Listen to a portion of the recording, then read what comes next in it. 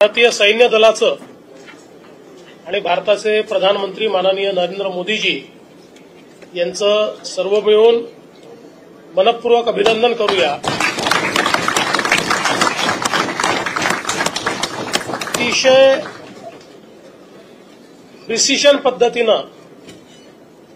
Air strike करून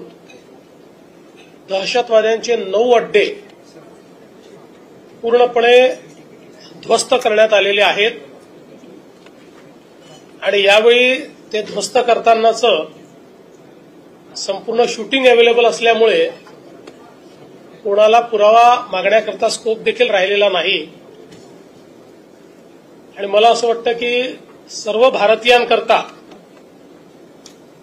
अभिमानाचा असा हा दिवस आहे की आमच्यावर झालेला हल्ला हा भारत सहन करणार नाही, तर भारत त्याचा योग्य पद्धतीनं बदला घेईल। तो आपण आज घेतलेला आहे आणि विशेषतः ऑपरेशन सिंदूर हे नाव मला असं वाटतं की अधिक बोलकं आहे,